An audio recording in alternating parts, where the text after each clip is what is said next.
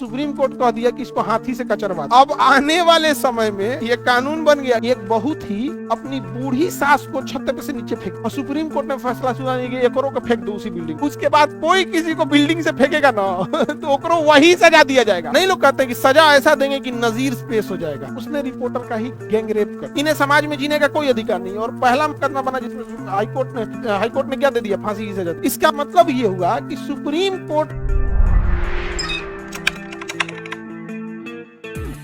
अभिलेख न्यायालय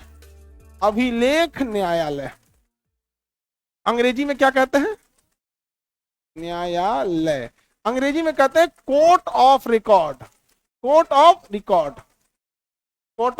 अभिलेख न्यायालय आर्टिकल 129 में। तो अभिलेख न्यायालय कौन होता है? तो सुप्रीम कोर्ट होता है। सुप्रीम कोर्ट एक अभिलेख न्यायालय है। अब इसका मतलब क्या हुआ? इसका मतलब ये हुआ कि सुप्रीम कोर्ट का दिया गया हर एक फैसला अपने आप में एक कानून बन जाता है, ऑटोमेटिक। सुप्रीम कोर्ट का फैसला एक कानून बन जाता है, और भविष्य में यदि उससे मिलते जुलते कोई अन्य मुकदमा आता है, भविष्य में उससे मिलता जुलता कोई अन्य मुकदमा आता है, तो उस मुकदमे को ज्यादा लंबा नहीं खींचा जाएगा, बल्कि उसी अभिलेख न्यायालय से उस मुकदमे को लाया जाएगा और उसके आधार पर क्या सुना दिया जाएगा? फैसले सुना दिया जाएगा। उसी आधार पर क्या सुना दिया जाएगा? फैसला। जैसे हम आपको एक एग्जाम्पल के तौर पे सुनाते हैं। सपोज कीजिए आप में कोई बिना आई कार्ड क्लास में आ गया, बिना आई कार्ड क्लास में आ गया, और हम गए केस कर दिए उसके ऊपर। हम क्या किए? केस कर दे, और केस करें डिस्ट्रिक्ट कोर्ट, हाई कोर्ट, फिर सुप्रीम कोर्ट, और सुप्रीम कोर्ट कह दिया कि इसको हाथी से कचरवा दो। तो अब आने वाले समय में ये कानून बन गया कि विदाउट आई कार्ड कोई आएगा तो उसको हाथी से कचरवा दिया जाएगा। इसलिए सुप्रीम कोर्ट जो फैसला देता है, छोटा मोटा फैसला नहीं, बड़ा सोच समझ के देता है, क्योंकि उसका फैसला आने वाले अपराध में कानून बन जाएगा। समझ आ गया कि नहीं आ गया? कितना आदमी विदाउट आई कार्ड है इसमें? हाथी से कचरवा देते हैं। अरे क्लास में खुदे 4-5 को हाथी है सब। आगे बढ़े, किसी को दिक्कत? तो अभिलेख का मतलब समझते हैं? अभिलेख मतलब होता है मिसाल या नजीर। मिसाल या नजीर। जैसे सुप्रीम कोर्ट, सपोज कीजिए कि कोई अपने अभी एक किसी अपार्टमेंट में हुआ था ऐसा घटना कि एक बहुत ही अपनी बूढ़ी सास को छत पे से नीचे फेंक दी थी, बालकनी में से नीचे फेंक दी सास को। ले बकलोल करी करे, वो सास को फेंकी थी, हमको लगा हस्बैंड को फेंकी है। तो बहुत खतरनाक है जी।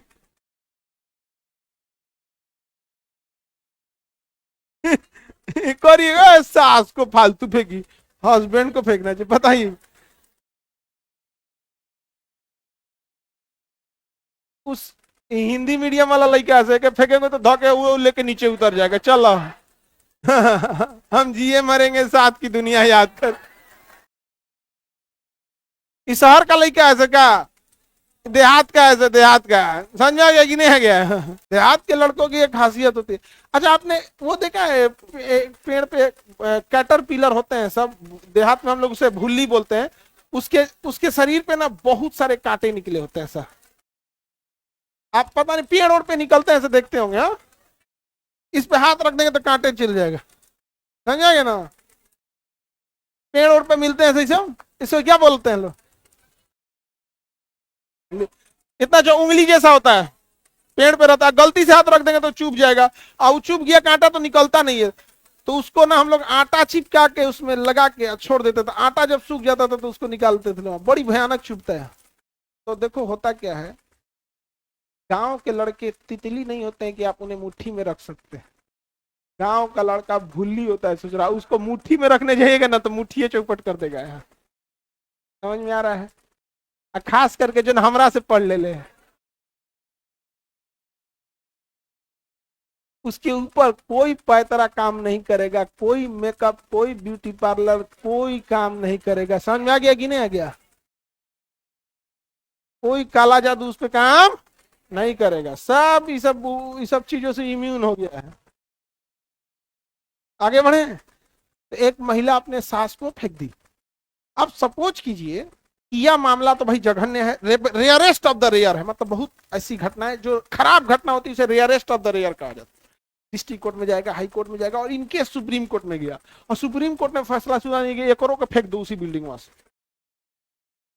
ये अपने आप में एक कानून बन जाएगा। उसके बाद कोई किसी को बिल्डिंग से फेंकेगा ना तो ओकरो वही सजा दिया जाएगा। और वकीलों के घर जाइएगा ना तो उसको देखिएगा चारों ओर अलमारी ठोकोइले रहता है सब। अब मोटका मोटका किताब धैले रहता है, और हर किताब में ना आपको इसे देखने को मिलेगा, यहाँ पर खूब लाइन से इसे किताब देखने को मिलेगा। वकीलों के घर जाइए ना, खूब लाइन से किताब देखने को मिलेगा। लेकर 2004, 2005, 2006, 2007, ये जानते हैं क्या है? सुप्रीम कोर्ट के फैसलों की किताब रख ले लोग, पूरा संभाल के रख ले कि अगर उन्हें मुकदमा लड़ने में कोई जगह ऐसा फंस जाते हैं तो ले आके दिखाते हैं। वकील लोग जज साहब से कहते हैं, जज साहब आप ऐसा नहीं कर सकते। 1992 के एक मामले में सुप्रीम कोर्ट ने ये डिसीजन दिया था। तो कहते सुप्रीम कोर्ट ने डिसीजन दिया था।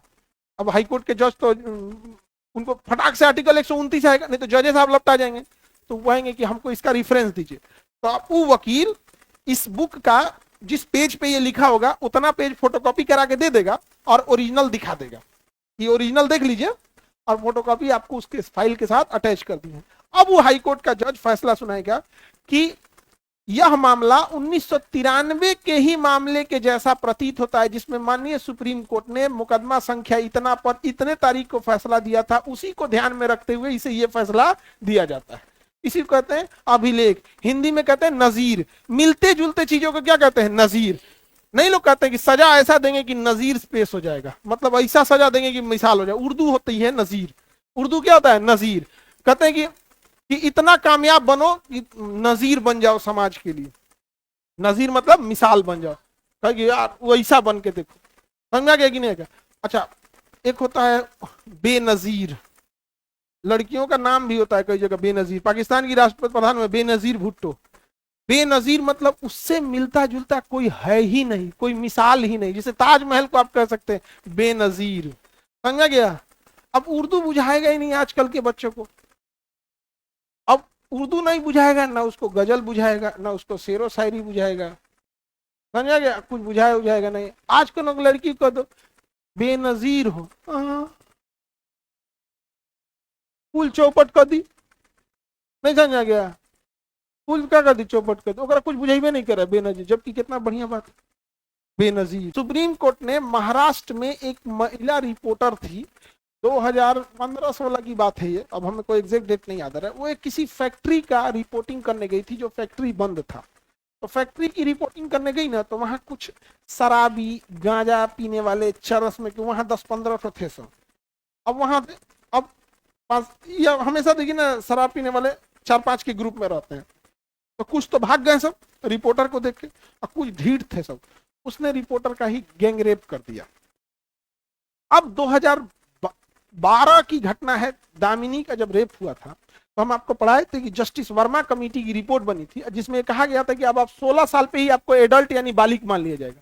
और उसी में एक व्यवस्था किया गया था कि रेप के दौरान अगर मृत्यु हो गई है तो फांसी की सजा होगी, लेकिन अगर गैंगरेप होगा तो उसमें भी फांसी दे सकते हैं, भले महिला का मर्डर हुआ है, मृत्यु हुई है या नहीं हुई है। क्योंकि अगर लोग 3-4 लोग मिल के भी अगर उनकी आत्मा नहीं जग रही है कि वो गलत काम कर रहे हैं, एक दूसरे को नहीं समझा रहे हैं, इसका मतलब वो पेशेवर अपराधी हैं, इन्हें समाज में जीने का कोई अधिकार नहीं। और पहला मुकदमा बना जिसमें हाईकोर्ट ने क्या दे दिया? फांसी की सजा दे दिया, कहा मृत्यु की सजा दे दिया। अब वो लंबा प्रोसेस होता है फांसी की सजा। किसी महिला को देखिए ये मामले के लिए लड़ते हुए नहीं, कई लड़ते उसको लड़ेगा छोट कपड़ा पहने खातिर। और ये लड़ती कौन है? इन्हें पैसे फंड दिए जाते हैं फ्रांस और यूरोप की कंपनियों से। क्योंकि अगर ये लड़ेंगी छोट कपड़ा के लिए तो फ्रांस और ये ज्यादा यूरोपीय कंपनी जो है, एल फ्रांस नहीं, यूरोपीय कंपनी, उनके कपड़े बिकेंगे, उनके मॉडल्स बिकेंगे। तो जाता क्या है? तो ये एक ट्रैप है जिसमें लड़कियों को फंसा दिया जाता है। समझ आ रहा है कि नहीं? उनमें ट्रैप है। अब जैसे विश्व सुंदरी बनाएगा, तो जरा साबुन तेल बेचवाने के लिए बना रहा है और उसका कोई मतलब नहीं है, कहीं से उतरा सुंदर ना दिखेगी। तुम देखो ना विश्व सुंदरी तो कहीं से सुंदर ना दिखेगी, लगेगी गए ओइजन ओइजन तो हर गांव में 2-4 को मिलेगी सब। तका तो विश्व सुंदरी बिना मतलब 1 साल का झमेला करेगा, ये तो वो बिलार चाल, चलो बिलार चाल, कैट वॉक, वो में ना चारों ओर से लोग देखते हैं, अब बिलार चाल ऐसे ऐसे चलते हैं बिना मतलब का नोट। उद्देश्य यही है कि 1 साल तक इनसे साबुन तेल बेचवाना है, बस तब बिलार चाल, और खुश कि हम बहुत सुंदर हैं। आगे बढ़े, आर्टिकल 129 समझ में आ गया क्या है? अभिलेख न्यायालय, उर्दू में क्या कहेंगे? नजीर। क्या कहेंगे? नजीर। तो फैसले अगर सुनाया जाता है तो वकील भी कहता है कि जज साहब से मैं ये उम्मीद करूंगा कि ऐसी सजा दें कि समाज के लिए एक नजीर पेश हो सके। नजीर पेश हो मतलब मिसाल पेश हो, बाप रे सजा दिया था, जैसे हमारा इस आदमी को दे देना सजा सुना, हम कहे गन्ना के मशीन में पेर दो इसको उंगलियां थमा दो गन्ना के मशीन में क्या करो? उंगलियां थमा दो, अब दूसरा का हाथ से ओकरे से बटन दबाओ तो तनी से घुसा के मशीनवा में पहले बंद करते, तनी से जो पकड़ ले कि अब छूट ना पाए तो एकरे हाथ से धो के एकरे से मशीनवा चालू करे, चालू कर ससुरा। तने किसी महिला के ऊपर तेजाब फेंकेगा रे, कोने हाथ से फेंका था? दाहिना हाथ से, उसी को एकदम पापड़ की तरह छनवा रहे हैं। समझ में आ गया कि नहीं आ गया? और उसके बाद से नींबू उबू छन ले रख ले रहे, निकाल को काम खत्म। सजा ऐसा दो ना, पता नहीं कैसे महिलाओं के साथ बदतमीजी हो जाती है, तो हमारी ऐसा आदमी ऐसा सजा देंगे ना, ऐसा सजा, सड़क पे लोग को अपनी पत्नी से बतीला में डर लगेगा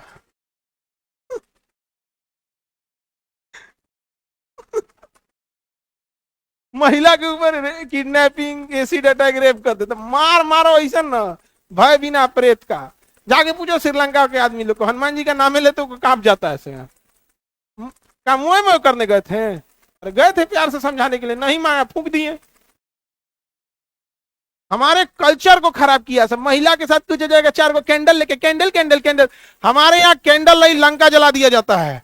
अगर महिला के साथ कुछ भी हुआ तो कैंडल नहीं क्या जला दो, सीधे लंका जला दो, यहाँ पे नौटंकी करेगा।